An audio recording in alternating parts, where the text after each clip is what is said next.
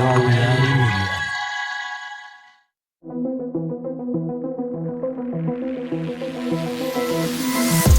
The reality we live in can be a very strange place.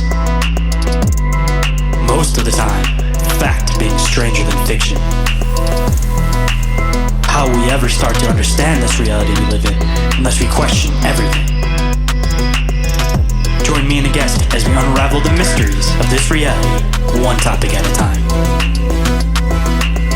This is Inquiries for Reality with Shayn Orin.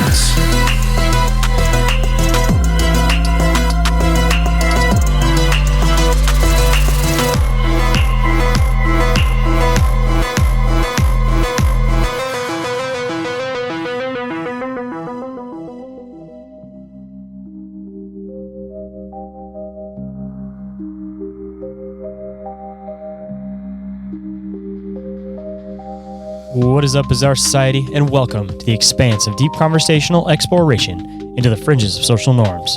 I'm the one they call Shane, aka the original Shane Squatch, and today for you guys, I'm joined by Christopher Macklin for this deep conversation discussing an array of topics such as spirituality, intuition, and the unseen forces shaping our lives. Christopher shares the life events that led him from a career in engineering and business into healing work, and the discussion opens into the ideas around starseed identity, energy sensitivity, and the importance of boundaries, gratitude, and inner guidance. It's an eye-opening exchange that blends personal transformation with big picture questions about reality, consciousness, and what it means to trust your own experience.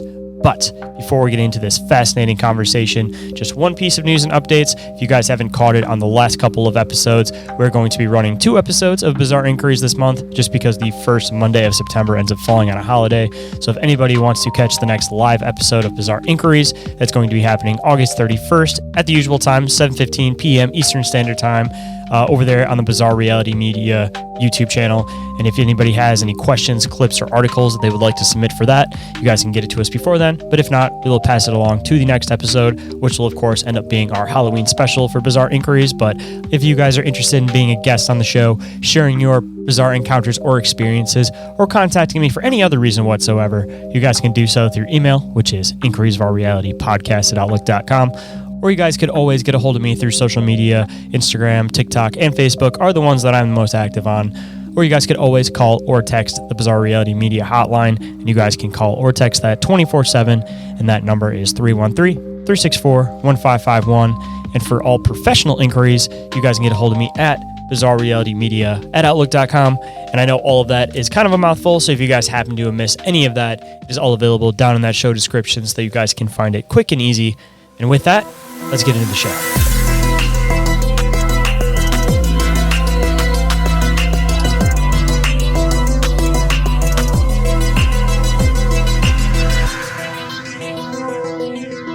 Please welcome to the show, Christopher Macklin, PhD, UFO expert, paranormal conduit, health and wellness practitioner. Welcome to the show. Sure, thanks for having me. It's wonderful to be here. Bless your heart.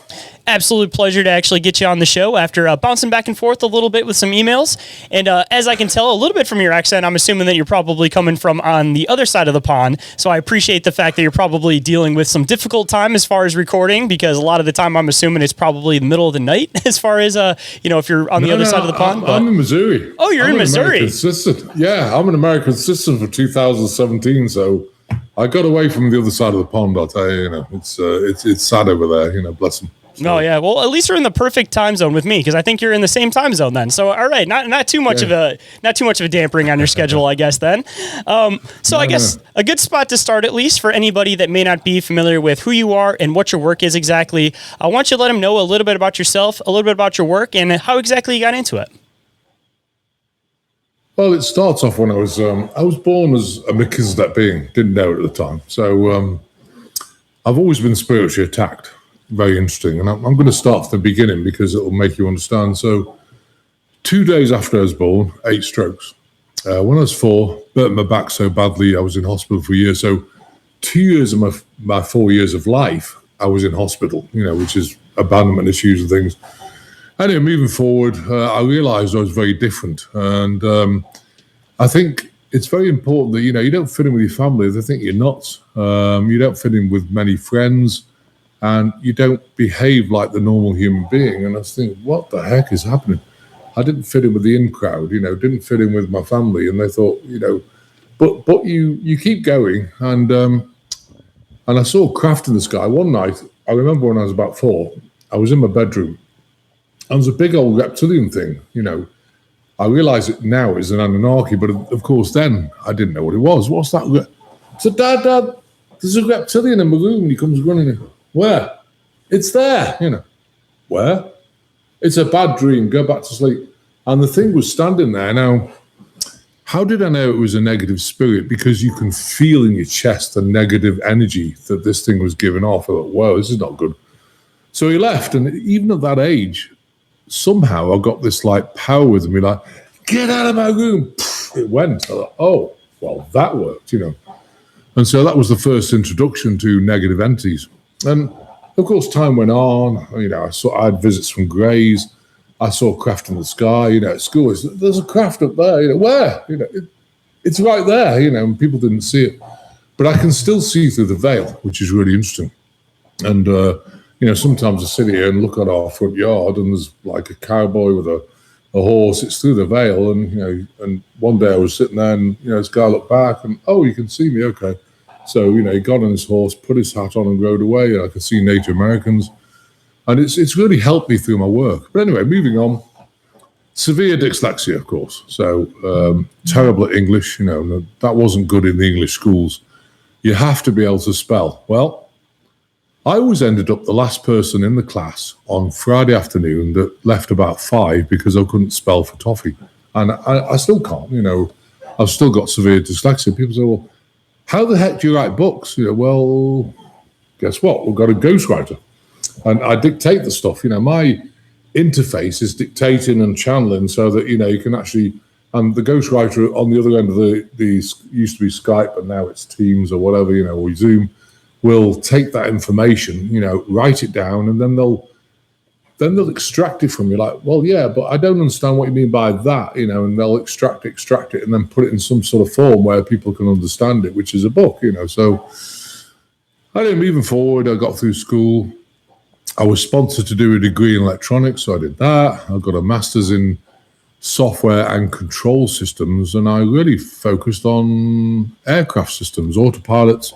I worked on cockpit control systems at those times. Did I like it? No.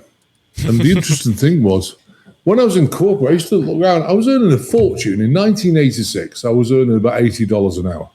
In 1986, that's a lot of money. I used to look around and say, there's got to be something better than this. Oh, there was. It just took a while. So anyway, I'm moving forward, and I made so much money, I decided to buy some houses and had this great idea. Let's build in Manchester, 176 apartments. Oh dear. Oh dear. This is like a Trump Tower type scheme. Anyway, I thought I could do it, bought the land, everything else. And then in 2007, the bank phoned up and said, well, these apartments that are worth £220,000, which is like $300,000, they're now worth 80. You've got 14 days to pay your money back. Oh, okay. So I went completely bankrupt. Life changed, marriage split up. I lived out of a car for a while, because I had nowhere to live. I had no money for food, but it was such, it was such an education because it really taught me about having no money, And people say, well, you've got no idea what it's like to have no money. Oh, listen, 21 days without food, 7 days without food, nowhere to live. I got the lesson, and it really stuck with me, and it turned me into the gratitude person I am today. Like, if you've got a plate of food on the table, wow, you're blessed, full stop. Forget about everything else. And, I look at gratitude every day. Food on the table, you've got a house to live in, you've got a car. Who needs anything else? But anyway, moving forward with that. So, I moved forward, and I ended up in Belize. I was sponsored by somebody who went to Belize and went to a place called San Ignacio, to the Mayan temple called Chattergeist. So I went up there, and the energy there, the Mayan temples are very powerful. They're on ley lines, everything else, and it just blew me wide open. And that night, I went back to the hotel room, and they showed me visions of my past lives, like, going through them, what was happening. but it wasn't like a TV screen. It was almost like a third dimension. I was sitting in the room literally watching, a third dimensional type TV show in my room, and I was going, wow, okay, And that's where I realized in the past life I'd done healings and everything else. And that's when I realized I'm meant to be doing that now. And so you just move forward. I started doing healings. I got people to sponsor me. I went around Europe. I came to America and Africa, like Gambia and whatever. And moving forward from there, I really focused on the healings. But one thing I really learned, which is really important, and I'll share this with the audience. You can listen or not. It's up to you guys. Is that when I was bankrupt, no one could give a crap about me at all. Nothing. I had no phone calls. Are you okay? Well, of course I'm not okay. I've got no food, but that's okay. And I had no phone calls about family or anything else. And one thing I learned is that if you're a starseed person, you're connected to off-planet beings. Your soul is from them. So what you need to do is find out what starseed family you're from, and then start meditating and connect with them. I found out I was a Melchizedek being, and I started meditating with the Melchizedek beings, and eventually, after a while, they connected with me, and that gave me the peace and understanding that some beings care, and they did. And the good thing about them is if you want to know something at 3 a.m, they're there, So that was a big changing point for me. And I would encourage everyone to do that. In addition to that, and I think this is a really important point as well, listen or don't, it's up to you guys, but I think your gifts are your gifts. So what people make the mistake of is that they learn someone else's modality. They'd go and do like yoga or matrix energetics or something else. But that might not be the way your starseed family work with you. And so I spent 4 years in meditation to 4 to 6 hours a day, learning cause and effect, when I was in London, to understand how my gifts work. And I think that's a really important point. Don't use other people's modalities. Use your understanding from your starseed people, and they will teach you how your gift works. And it's a natural gift. It's a God gift. So I thought that was really important. So I moved forward, came here in 2010. What did they say in the film? Oh, build it, they'll come. They didn't. So opened the office, nothing happened, 3 months. I said there, where are they? Anyway, eventually I talked to Mother Mary, who's one of them, because I said, okay, what's going on? They said, it's within, get out there. Oh, okay. So as soon as I got out there, I went to, these small expos where you pay like $100 for a table. I was slam busy, from nowhere. How on earth do people know me? And the reason why they know you is they feel your energy, like the authenticity, the abilities, and they just come. And it just got bigger and bigger. Went to bigger expos until I ended up at things like the Conscious Life Expo in Los Angeles and different things. And it just built up from there. And now it's very successful. I work on about 2,000 people a week with general groups, specialized groups, one-to-ones. I have a protocol to strip out any nanotechnology and things like that, which is timeline splitting and separating out of the body, and then invoking a DNA change where it resets the DNA back to the blueprint, the Akashic records. And we work on so many people, and it's very successful, but it took a lot of time. It took a lot of time to build up. So I'd encourage everyone, learn your gifts from your starseed family, and connect with your starseed family, and because they're going to be there 24/7 for you. You can't guarantee that from the average human being. You just can't, so that really helped me. Yeah, it's something that definitely goes beyond that. And I kind of have like a little bit of a trail of questions here, because as I was starting to think about something, you almost like started connecting other pieces. So this ended up actually kind of working out perfectly. You had mentioned in the beginning that you'd see through the veil. And as you'd see through the veil, you'd see cowboys and different things like that. That almost kind of made me wonder about this whole aspect of like time, that possibly seeing through the veil is almost like being able to possibly see beyond time. And as I started thinking that, you brought up the fact that you had dyslexia. And dyslexia, there's a thing where people, I've heard this, and this is coming from somebody who doesn't have dyslexia. I've heard that people that have dyslexia, they visualize in 3D. So like their brain already works a little bit differently. And the fact that they visualize in 3D is what makes it hard for like a 2D page to make sense when they're looking at text on the page. That's why everything kind of moves.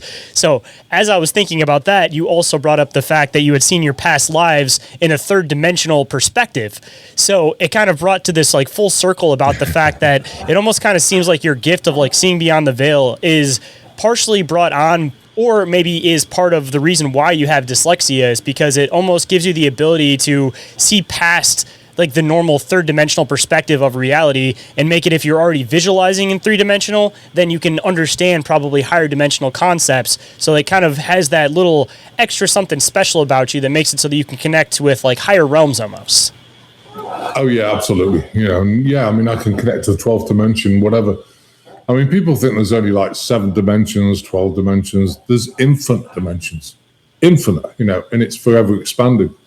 And I think, the Melchizedek beings are from the infinite dimension, which is forever expanding. So I learned that, and like I say, I mean, the Melchizedek beings do a lot down here. I learned about my past lives, can't really, share that information because I was sworn to secrecy in this lifetime to never disclose who you are. Because, I mean, but the other thing is, sure, does it really matter? Who cares who you are now?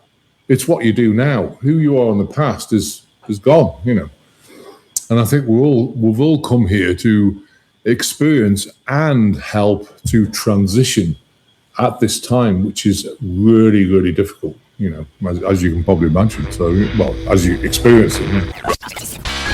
Hold on tight, guys. We'll be right back after this brief commercial break.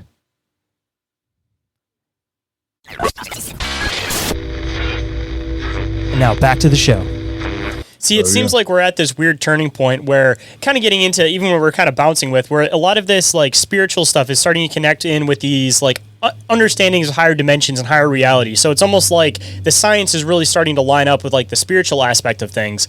And as this is happening, you're kind of seeing this like weird awakening where nobody quite knows what to expect with this awakening. They just know there's going to be this like elevation and vibration, but it seems like all of a sudden, like from people that are living in the middle of rural nowhere to city dwellers to like almost every facet of life, you have this split between people that these higher dimensional understandings are starting to make sense, or they completely don't make sense at all and they've completely given up on it. And it almost kind of seems like there's almost like this split of elevation between people, that there's almost like these people that are, I want to say, evolving into like the next step of understanding or the next step of evolution. And I almost kind of wonder if this whole like autism spectrum thing that everybody's been talking about could also be a facet of this, because one of like the big pros, honestly, to like autism is the fact that the way that they can visualize and interpret things is almost like beyond like normal comprehension. And it almost kind of seems like it's like a trait that's like developing, but it's not quite there yet. And that's why there's all these little quirks and issues.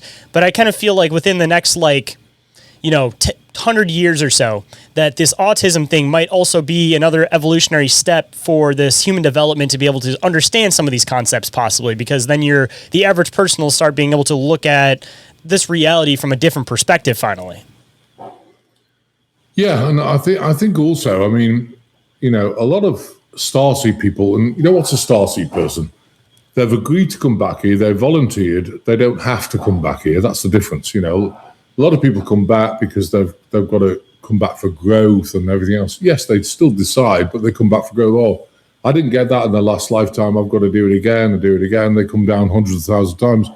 With starseed people, you don't have to. God said, okay, guys, I want volunteers, so get in the queue. And I mean, I don't know what we were thinking volunteering, but we volunteered. And don't forget, it's like, when you volunteer, it's my theory that God takes you to a bar, gets you semi-drunk, and then says, okay, this is what happens on planet Earth. You see the video screen. Oh, yeah, it's okay. And when you get down here, it's pretty tumultuous. But, I'm joking apart. I think when starseeds agree to come here, they're very, very empathic. People who evolved are really empathic. I am. Hypersensitive, really, how many times am I thought, well, just get over yourself. Stop being so sensitive. I don't want to, because I don't want to act like the average human being on the street who doesn't give a damn about anybody. I'm hypersensitive. I really care. However, you need to learn to control it. Now, with being hypersensitive, you're ingesting a way more emotion than the average human being, like hundreds of thousands of layers. So what happens is that the neurochemical balance goes off balance, like the adrenals, the serotonin, GABA, dopamine, melatonin, all that, in glands of the brain. So you do end up with things like PTSD, anxiety, ADD, ADHD, OCD. I mean, I've got severe OCD. It's better now, but it's harder to put up that mask too and try to pretend like, like if something bothers you, it's harder to put that face up and pretend like everything's cool. Like if there's somebody that you don't particularly like, it's harder to like pretend like you like that person. It's like, it's harder to be fake, and it's easier to be authentic when you're in that mindset. Oh yeah, and one thing I've learned about my clients lately, and this is of late, is that people are getting more reaction from people, like because most Starseed people are authentic. They'll just tell you the truth, and it they're deemed as like what do you call it? Very blunt. Intense. Intense is a good word. Really intense. They're a lot. And they say things. Of course, it triggers people, and they start reacting. And I've told my clients, like, look, don't stop being authentic, but set boundaries. If people are getting reactive to your authenticity, then you have no business in putting them in your life. So set boundaries and let them go. And have people around you who you really connect with. And I think that's really important. So, yeah. Yeah, that's one of the hardest things for a lot of people, is the fact that the crowd that you're around ends up influencing you more than you realize. And a lot of people that don't get the whole empathic thing, they think that a lot of empaths are being like rude, or they're being like an asshole, for lack of a better term. But it's more so a matter of like choosing who you're willing to blend that energy with, because you pick up on other energy so much that it's hard just to interact with every single particular person, because some people just have like overbearing energy, or they have too much energy, or it doesn't work properly. So it's almost like the empathic type has to be more trauma. picky. Yes, yeah, also trauma. They're full of trauma, and you start poking their buttons, and you're going to get a reaction from them. So, it's very difficult for a massive empath and hypersensitivity people to be amongst the average Joe in the street who's not even worked on their trauma. And I've told people, like, you just need to let it go, because at this point, if they're not worked on the trauma, they're never going to. So, let them go and set boundaries, and have people who are really authentic and get you, of which there's not many people, of course. And that's one of the biggest things I get, is that people say, oh, I feel lonely. There's no one really I can talk to. Most people have only got one or two people in their life who really get this stuff. And the rest of them are just like, so yeah, it's very, very hard to find the right people to integrate with. I mean, that's even the other facet of it too, is just being able to, as you mentioned, being able to see past the facade into the darkness of people, or the darkness of entities that are around you, where to normal people talking about that kind of stuff, you sound like the black sheep, or it doesn't necessarily make sense that you're getting, like a bad vibe from somebody, or you're feeling that there's like a particularly bad thing in a certain specific area. And especially when you brought it up in the beginning, the whole reptilian thing, they're the ones that are able to hide under this facade mask that the average person isn't able to see through. But once you've already been able to break through that veil, it sounds absolutely crazy to anybody that's never had the experience before, but to anybody that's had the experience before, it completely makes sense. Like me talking for myself, I brought this up a few times on the show, but I had an experience where I had almost seen this like face melt over a person and turn into a reptilian face, and then melt back when I was at the grocery store. And I was talking about reptilians out loud in the grocery store, and this person just looked at me and did this weird face shift. So it's like, it sounds absolutely out there, but once you've actually seen something like this, it completely makes sense, and you're like, all right, yes, there are these I guess you could say shape-shifting type beings, but at least from like my perspective, and correct me if I'm wrong, of course, because you probably have a little bit more perspective on this, but I've kind of noticed that it seems to not be that they're shapeshifters in the normal sense that most people think. Like they're not physically changing their shape, but rather it's more so like a skin or a facade that goes over, like they're almost able to like bend your perception, which is something that I've kind of gotten into with this whole shapeshifter thing in retrospect of almost any kind of shapeshifter, is that, you know, I think that it's not so much physical, but rather, again, this matter of being able to change the human perspective at a snap. Oh, yeah, absolutely.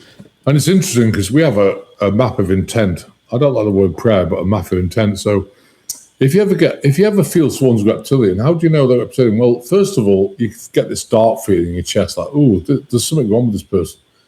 If you think they're reptilian, then do this map of intent or prayer. And it goes like this. Just ground yourself. I am of God. I ground myself to the earth and then look at them and do it in your mind. You don't have to speak it, because they might be upset.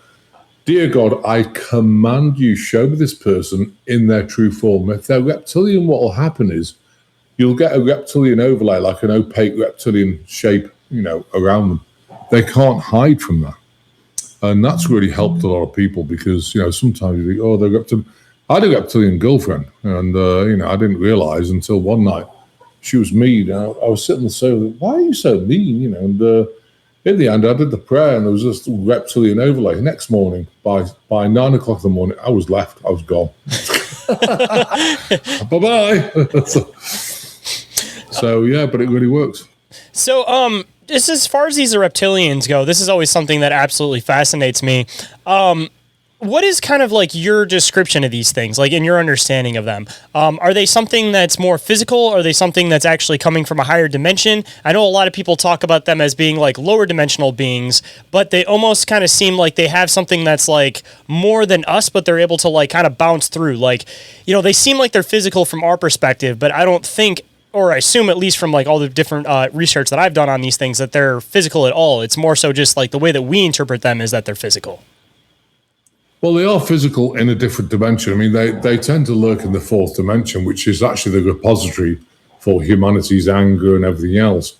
And we were transitioning from the third to the fifth dimension. So they tend to lurk in the fourth dimension. They have a body there, except for the Archons. They don't have a body at all. They float through the second, third, and fourth dimension. They're just energetic. But the reptilians they can shapeshift, so they can shift, they just have to look at you and they can take on your form, but it's never exact. So if you had a pimple there, when they take the form, I know it might be up here, and you can tell, but they definitely can take on a form, and can they maintain it? Well, not with that prayer. They show themselves their true form. I mean, of course, a lot of the royal family reptilians, they go back to the Anunnaki-looking beings that they are, which looks like a velociraptor. And draconians, the same, red eyes, Luciferians, nasty things, So, yeah, they're all connected and they're all working against humanity to control them, I mean, they're the guys in charge, Forget about, people say, oh, the politicians and all these Illuminati, they're in charge. They're just puppets, It's the reptilian elements that are in charge because they have the technology and everything else. And luckily, that's starting to catch up. So now we're actually going against them, which is a good thing. So, yeah. See, I'm glad that you had brought that up because this is something that I feel like a lot of people debate in podcasts, and I feel like it doesn't necessarily matter the technicality of these things because we're all talking about the same thing. Whether you're talking about demons, reptilians, like all these things are all the same beings. It's just a matter of people putting them under different names. And I've noticed that throughout like talking here a little bit, you've brought up a few different like Gnostic terms for things. And at least from my perspective, recently doing an episode deep diving into Gnosticism, it almost kind of seems like Gnosticism blends a lot more with science that people want to give it credit for. But I feel like part of the reason why it has been so suppressed for so long and why it wasn't until semi-recently that a lot of the doctrine was actually discovered is the fact that they almost try to keep this separation between science and spirituality. But like Gnosticism was this perfect thing where in the right context, it completely blends the two where both of them completely make sense in context with each other. So I almost kind of wonder if that was part of the reason why they've tried to, even if it was maybe even these, these powers that be that have tried to like keep these things away from people is because they knew that if people dive too far into Gnosticism, a lot of these concepts would start making a lot more sense than people want to the people want to debate them too much instead of actually trying to find this common ground in the middle, which Gnosticism seems to explain a lot of the time. Oh, it does, and it explains reptilian DNA as well. The more reptilian DNA, more narcissistic and consumed by yourself you are, and there's a lot of narcissists in this world, and it's very difficult. I mean, if you look at the population, I would like to bring this up because I think it's really important if I can. So, population, where is it? Let me just find it. So I wanted to talk about the population because 84-ish% of people on this planet are NPCs. So where's the population? Population. Right, have a look at this. This doesn't make sense. But anyway, so population of the last 500 years. In the 1500s, we had 438 million people here. Okay. 1600s, it's gone up by what? 60 million to 500 million people. 1700s, it's gone up to 610 million, so it's gone up by 110 million. Bit of a jump, but, okay, And then it jumps from 1700 to 1800. It goes from 610 million to 1 billion. That's a big jump. That's almost double. Doesn't make sense. Then from there, 1800 to 1900, 1 billion to 1.6 billion. 1900 to 2000, 1.6 billion to 6.144 billion. What sort of sense does that make? Unless people are absolutely addicted to sex or something, you cannot populate the planet that quickly. So something's going on. And then 2000, from 6.144 billion to 2024, 8.7 billion. Again, doesn't make sense. So what are the NPCs? They're born in pods. Now, the Grey Reticular who used to abduct people, they don't anymore, because we had a meeting in 2017, because I chair the Galactic Federation. And it's talked about, they wanted to stop this abduction because it's a violation. They can stop violation. They can't stop educations. Like, for example, if a reptilian attaches to you, before you get here, like, you're going to get attachments, they're going to attack you and things like this. And the power of maps of intent, you can stop it. But what happens if the government signs a contract and says, hey, you can steal people's body parts like sperm, eggs, and everything else? So what they did is they were taking sperm and eggs, they were fertilizing them in a plastic pod, and then they're going, oh, this is not a human being. What the heck is it? Now, I don't know what anyone knows out there, but if you want a proper human being, you need a woman's womb with the God energy around it, so that when you fertilize the egg within that womb, you're going to get a proper human soul coming through the veil.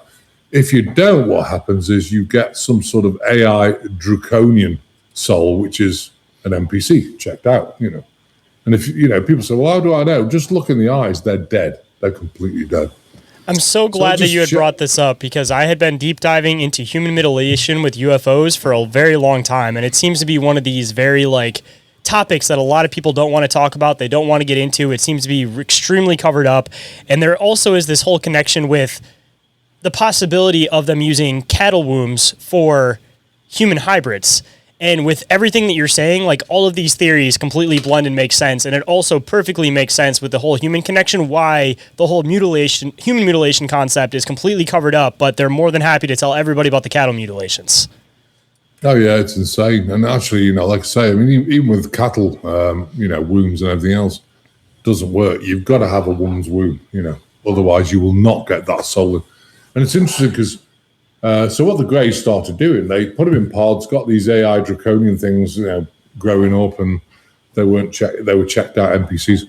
So what they did then is they abducted women, they would seed them, they would put monitors on them called implants, so that they would know when the soul arrived. So they put them back down here. 4 weeks later, oh, the soul's arrived. So they'd actually abduct them again, take the fetus out, because now it's bonded to the, and then grow them in a plastic pod. That's why test tube babies don't work unless they fertilize the chest tube, put it straight back in the womb, and then so it's quite interesting.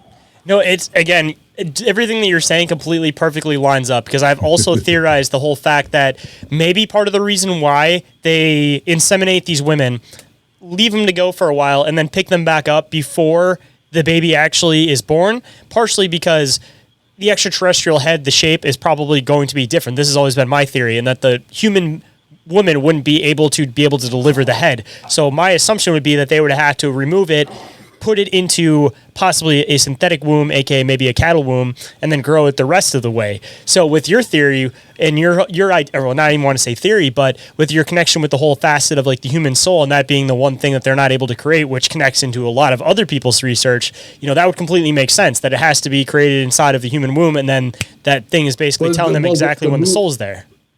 Yeah, the soul's got to be bonded. Once it's bonded, you can take it out and put it in a plastic pod and, connected to all their pipes and things that they do, and that's okay. As long as as long as it's been bonded. If you don't bond it in the womb, it's going to be an NPC, non-player character. Inquiries of Our Reality will be right back after this brief commercial break, so stay tuned.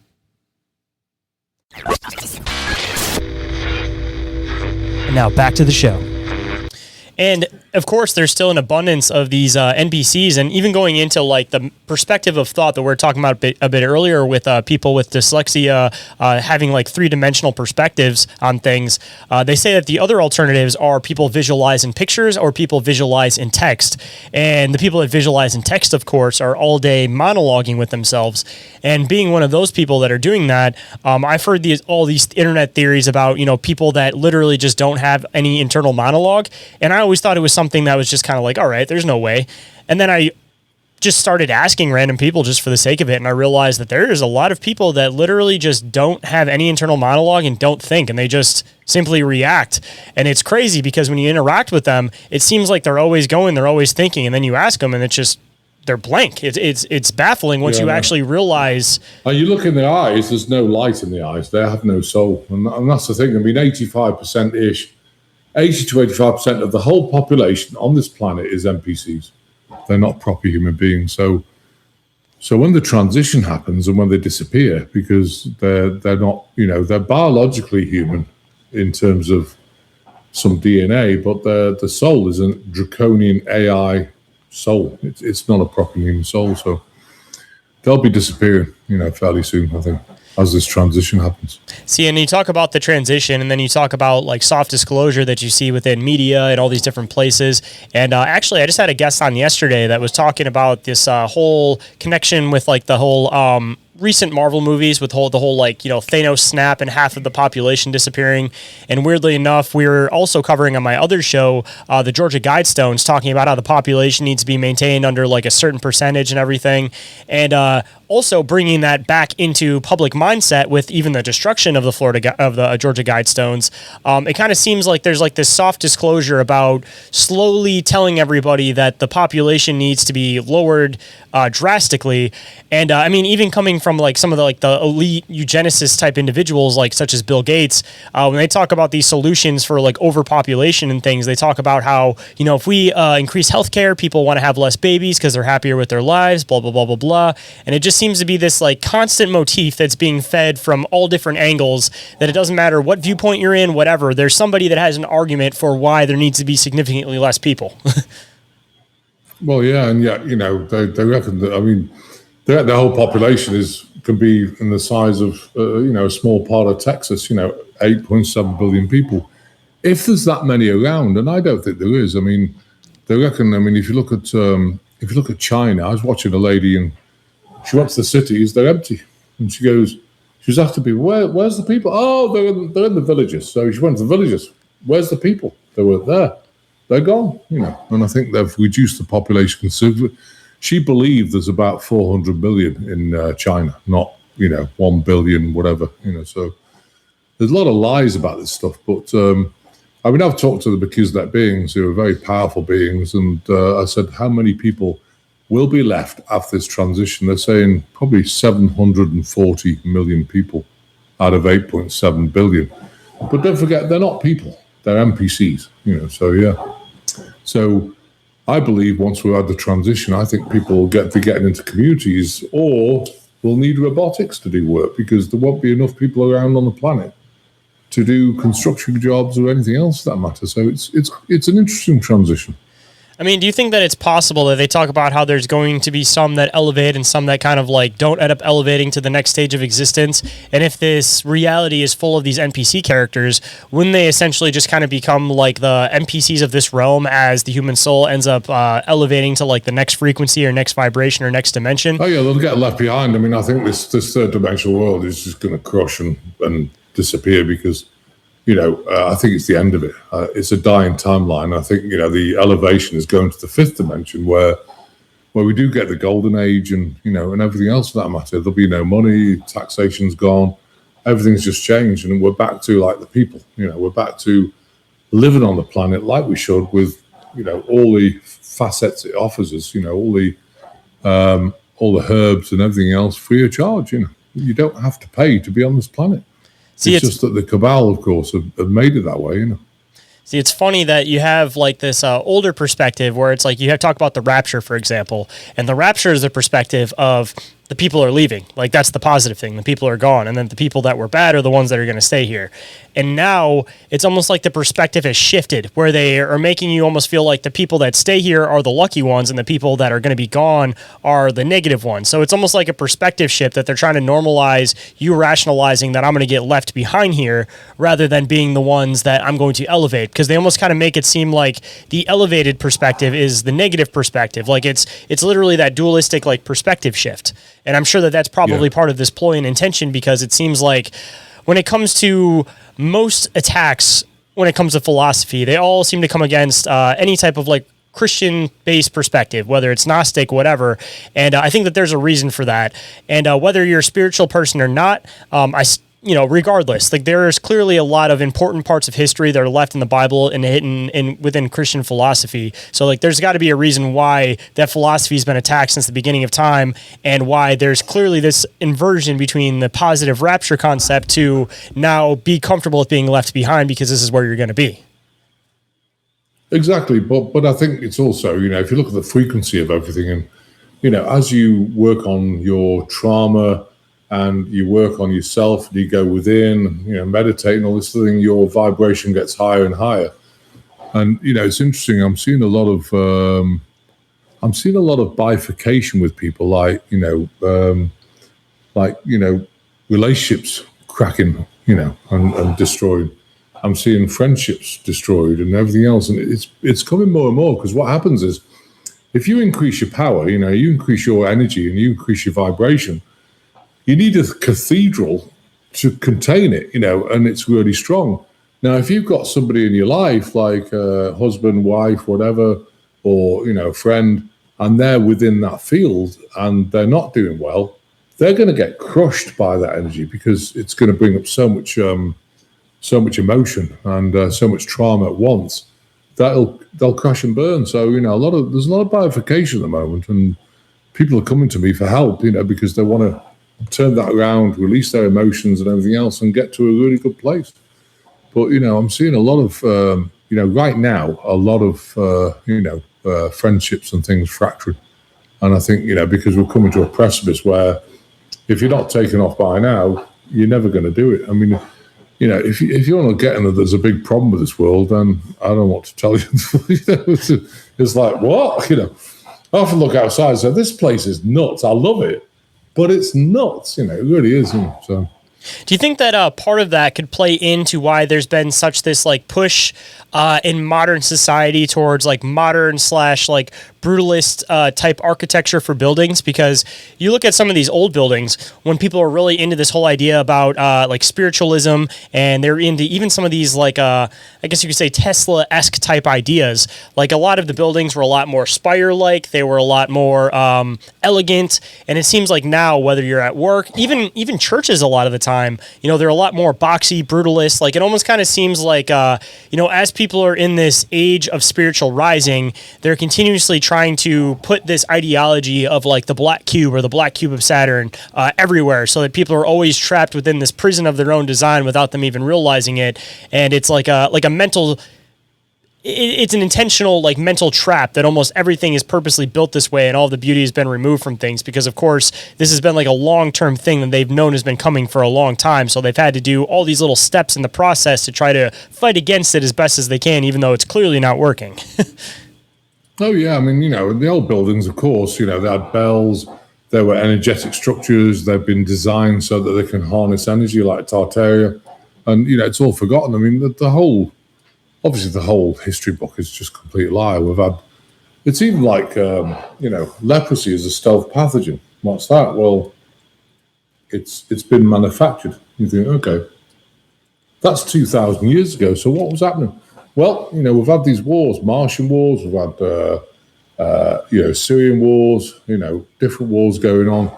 And we've been given technology before, but it was the wrong time. So, of course, they developed stealth pathogens. Pathogens are helical bacterial structures. So they've created stealth pathogens which grow through the body really quick and destroy the body, like Lyme disease, HIV/AIDS, Agent Orange, all these things. But, they've been around before. So, leprosy was one of them. And, of course, it was like 2,000 years ago. Why are they there? Because, look at Atlantis, that's fell. So we've had a lot of wars going on. We've had a lot of technology before. Did it serve us? No, but I'm hoping this time we'll get it right. And it does seem to be transitioning, where the technology is really helping us rather than destroying us. So let's see, So. Yeah, it seems like it's this continual wave of back and forth of constantly trying to do this thing where it's like, I'm under the belief, at least, that our society has started and collapsed multiple times and have gotten to this point where we've been so advanced that we've almost like we've been at that precipice of either moving on or destroying ourselves. And it seems like almost every time we've destroyed ourselves and restarted. So I'm really, really hoping that this time, as you said, it's one of those times where we push on rather than destroying ourselves. But it seems like there's this constant push to try to push people towards wanting to destroy themselves. Like even the whole thing that I was talking about with like Christian philosophy being something that they're clearly trying to hide and push away from people. You had this whole thing that they're really trying to stir up in the news where it seems to be this like holy war between like Christian ideology and Muslim ideology, whether it's in the US, Middle East, even in Europe and stuff like that. So it seems like there's like this has got to be another cog in this giant puzzle that they're constantly trying to push to try to I guess you could say like almost try to discredit religion and almost kind of like discredit religion while also making people feel very aggressive towards them at the same time. Yeah, I mean, most religions are being manufactured. I mean, look at the Bible. It's being rewritten by two major pedophiles, which is King James and Constantine, pedophiles. So what do? They rewrote the Bible so you could control people, And you look at the Lord's Prayer. I mean, I love Jesus' teachings. I'm not a Christian, but I love the teachings because it's really simple. Don't judge people. Love people, and what else is there? Take care of people, and that's it. But the rest of it's like manipulation. And, the Lord's Prayer, I've got the direct translation. I don't know if I've got it up. Can I read it or not? Yeah, absolutely. The direct Aramaic translation of the Lord's Prayer. So let me just go to it. Prayer. So, hang on, I'll have to move this up. Because I think this is incredible. So there it is. Okay, so the powerful Aramaic translation of the Lord's Prayer. So it's not like the one in the Bible. So yeah. So anyway. So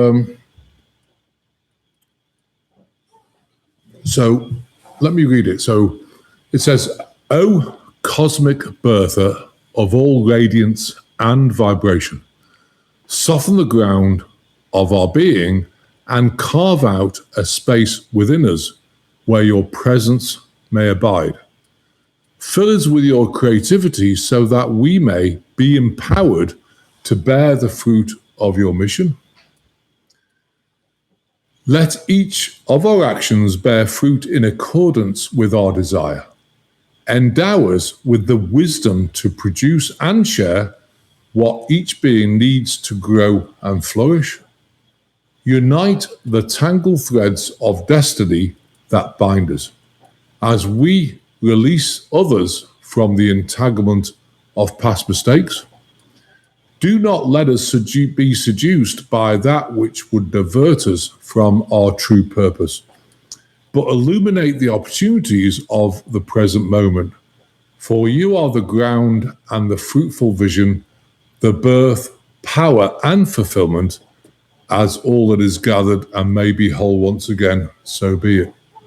So that to me is like incredible. I don't know what you think, but it gives you goosebumps. Yeah, very, very different translation. Even like I was kind of mentioning a bit earlier, the whole aspect of trying to remove certain facets of the, I guess you could say, the puzzle, like the constant use of the word vibration throughout Gnosticism, throughout some of these like older Christian type philosophies. Like, I feel like that's one of those things that was intentionally removed because this is this thing where it's like starting to blend in with some of the New Age philosophy. And it seems like there's this intentional push to try to separate this Christian philosophy from New Age philosophy, even though the farther you go back into Christian philosophy, the more you really start to realize that there's this like mysticism almost to it. Oh, yeah. And of course, there's loads of, gospels that were left out, like Macklin, many different gospels. And I think, but, I mean, a lot of these things have been manufactured to actually control people. I mean, to me, the true, and it's not religion, it's just true spirituality. I believe in one prime creator, God, Goddess, prime creator of all it is, and everything else is just teachers helping us, like Jesus, like Buddha, and they've done a great job, but it doesn't mean to say that we aren't the son or daughter of God, because we are. We have the ability to connect to the God realm without even going through a pastor or anything else. And I think it's important to realize that. Yeah. Hold that thought. We'll be right back after this brief commercial break. And now back to that deep conversation you crave. See, and this is where I guess it'll kind of come full circle with this matter of hopefully us not destroying ourselves. The fact that most of these religions, if you really sit back from a broader perspective, it's mainly just different interpretations and aspects of the same stories, the same characters, the same things, but they would rather divide everybody and have everybody end up fighting over this and pushing to the point where we have technology, but we're still fighting over these little tiny, like, intricate details of this stuff, rather than realizing that, God, the universal consciousness, all of this, it's all the same thing. It's just multiple perspectives and people trying to explain it in the best words that they possibly could of these events that they were experiencing. Like, even just a mind-bending way to perceive it that I always like to throw in for the show. Like, the whole entire Hindu religion could literally be perceived as the fallen angel story, written from their perspective to make it sound like it's a positive spin. And that could also go on to all of the different pantheons. And once you start viewing it from that context, that it's like, again, we're not looking at this under a Christian philosophy, under any particular philosophy. We're just looking at it as, this is this group of beings, this is this group of beings, and you have to try to read in between the stories to try to figure out, which philosophy of which is actually being misconstrued. Oh yeah, and also use I believe that your intuition is the most powerful thing you have. That first gut feeling, is this good? Should I listen to this? Yes or no? And if you get a no, don't listen to it. You have to use your intuition, I think, more and more now, because it's the only truth we have. Because that's your truth within you, And I'm really encouraging people to listen to their intuition. I think it's critical. I think it's one of those natural gifts that a lot of people have kind of like strayed away from. It's almost kind of like, I like to use the analogy of, like an animal always knows when it's going to rain, but people have lost that ability because we've gotten so used to technology. Like, we have a lot of these natural abilities, but we've lost touch with them because of our ability to use tools, which also kind of goes back into, I guess, some of your gifts of having these almost like telepathic or telekinetic type like abilities or different connections to things. I think that people are a lot more prone to that. I think a lot more people have that than what they realize, maybe even everybody, but it's just a matter that we've been so distracted by the tools and the technology in front of us that we've gone generation and generation forgetting these things, so we don't know how to get back in tune with them. But once somebody gets back in tune with them, it's almost like a giant rush, and that's when people have these spiritual awakenings where they realize that they were connected to this thing the whole time and they had just completely lost the connection and didn't even realize it because, again, of all the distractions, the tools, technology, everything else that's in front of us. Like, why would you use your mind to communicate with somebody when I can just call them on my phone? And after generations of that, what happens to that connection? It becomes lost. Oh yeah, and I think also all the distractions of digital overstimulation, like there's gaming, there's pornography, and I think the problem with all this stuff is people's mindset. They get addicted to it, and then their grey matter starts to degenerate. Your neurons degenerate because they need exercise. They need to be thinking outside the box. There's one thing about me is I always look, when I've got something I'm looking at, I don't just, let's see it face value. I look at it left and right, up and down, 40,000 foot view, thinking way outside the box. How could that happen? And, I look at every single aspect of that problem to understand why it happened, when it happened, and it gives you then a solution, but most people don't think that way, and I always think outside the box. I always douse, I always check, cross-check, I check everything because this world's pretty satanic, and there's entities out there. And this is another thing which is really kind of important, is that when you get your vibration up, if they can't mess with you, the entities, and attach to you and mess with you, they'll mess with your family and people around you, and they'll get attacked. So you have to be very diligent and aware that, it's not just you at risk, it's people in your family as well. So you have to really be clearing them, using the power and maps of intent. Again, we've got all these prayers there, removing entities, removing remote viewers, breaking spells, curses, rituals. We've got so many different, in quotes, maps of intent. I don't know the word prayer because it sounds Christian, but map of intent. And they're all there to really help you. Even at the moment, I've got a lot of people talking about, oh my God, my chest is tight, I feel anxiety ridden. Why is that? Because the whole collective energy is way up in anxiety. And so what's happening is you're feeling the collective. So we developed a map of intent like prayer to remove that collective energy. And I think, these instruments are really important, especially at this time, to help you over this transition. And, can I share that one? It's a really good one, if I may. Yeah, absolutely. Can I share it? Okay, so if you feel anxiety, then do this several times a day. So what you do is you ground yourself. I am of God.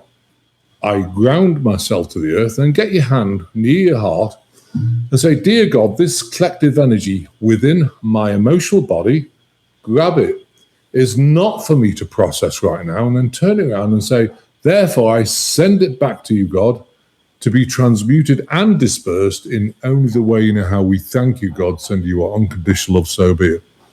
Very powerful prayer. It's helped a lot of people. So, just maybe it's on the website. It's the second last prayer that we have on the website. So use it. They're there. They're there for people.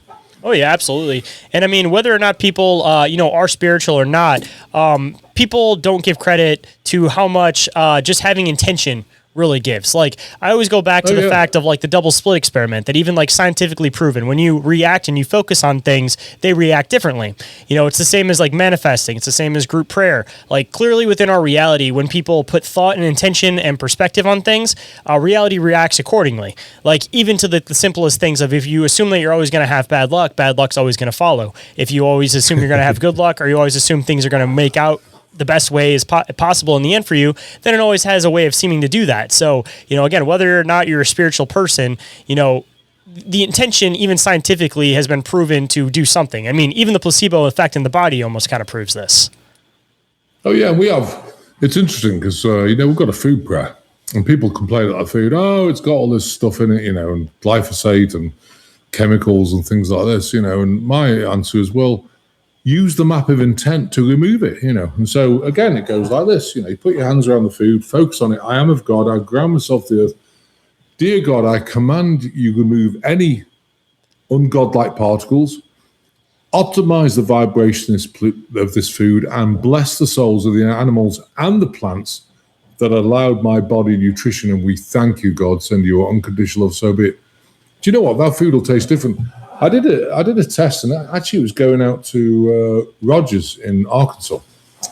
I bought some strawberries from Walmart, which is not a good place to buy strawberries. They're sour, they're horrible. So I bought all these strawberries. I took them there, and then I separated them. I had strawberries revibrated and strawberries that weren't, A and B. So I sent the unvibrated ones. I said, try these strawberries. Oh, God, they're sour. What? I said, yeah, they were from Walmart. Try these ones. Oh, my God, they're gorgeous, And I said, would you believe they're the same batch? She said, one's been revibrated and they taste really different. So it just shows you that, like you say, maps of intent, you can restructure water, We've got a prayer to restructure water. And it really works because when you taste it, you can taste the energy in it.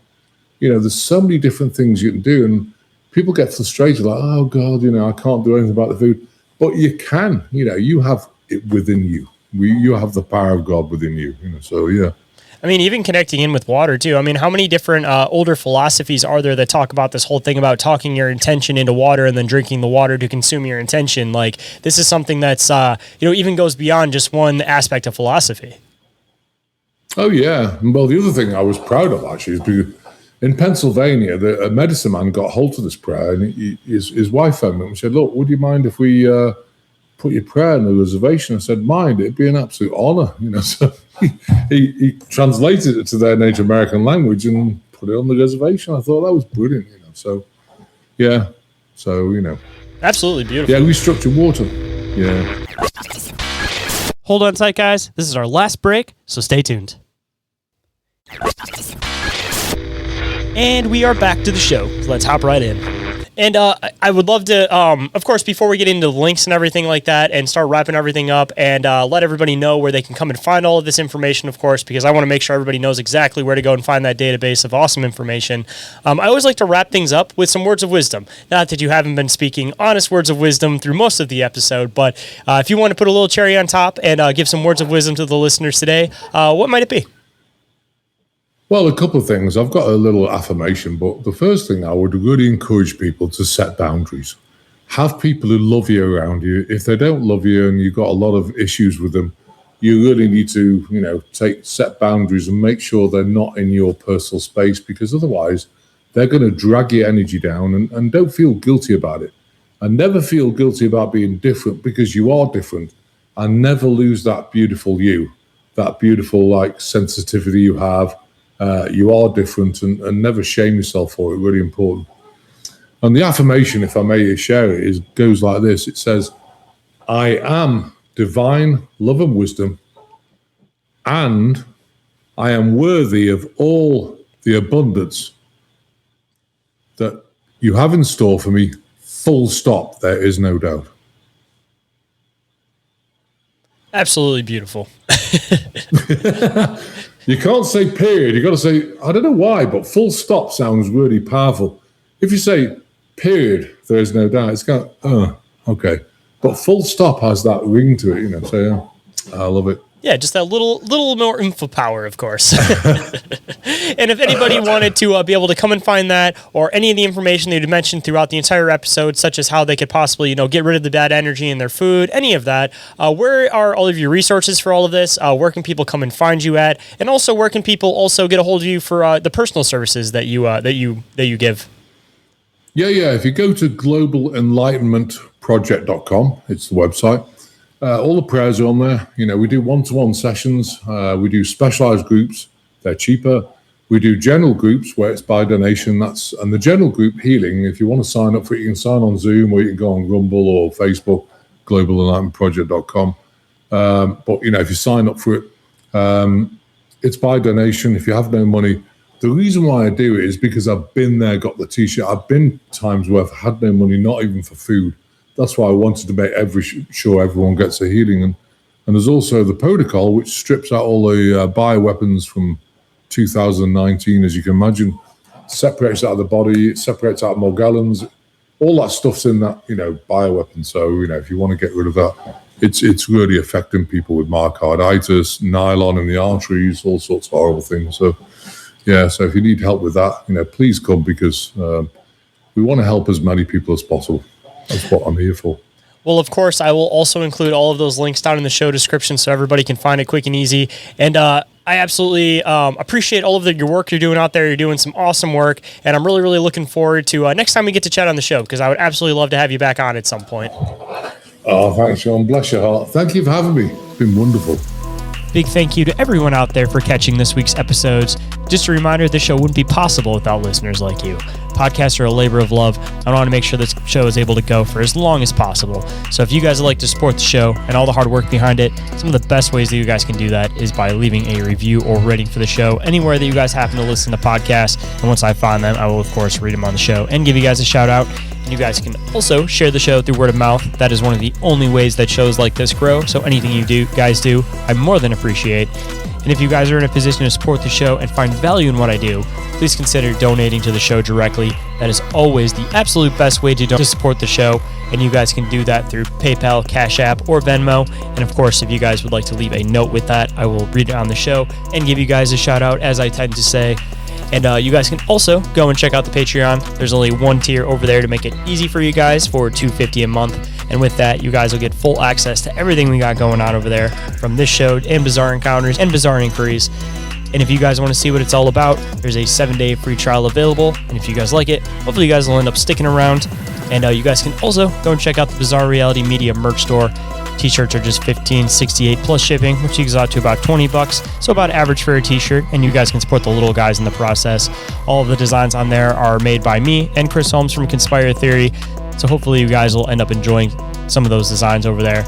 And if you guys want to keep up to date on the show, you guys can do that through Instagram and Facebook, and you guys can also catch live shows and video content on the Bizarre Reality Media, TikTok, YouTube, and Rumble channels. And if you guys need another podcast to get you guys through your work week, please consider going and checking out my other show, Bizarre Encounters with Shayn Orin, if you haven't already. Deep diving into a lot of the same topics that we talk about over here, but as I just mentioned, in a little bit different of a format, primarily us deep diving into things with some guests sprinkled along in the middle. But again, if you guys enjoyed this show, I think you guys will definitely enjoy that show. And if you guys missed any of that, every single thing that I mentioned is all available on the link tree, which is available down in that show description. And with that, hope you guys enjoyed the conversation. Hope today's show is connecting some dots in your own reality, and I'll catch you guys on the next one. Have a good night, everybody. Reality isn't what it seems. I'm Dr. D's taking a rotorcraft with a tractor beam. Is life a simulation or an astral dream? Aliens travel through black holes in different galaxies. Life is a bizarre odyssey, with a mic talking about philosophy. Well, Bigfoot is stalking campers as a Wendigo walks through the woods of sharpened antlers, using a Ouija board to talk to the dead like a necromancer. There's so many questions and not enough answers. So if you're interested in mysteries and abnormalities,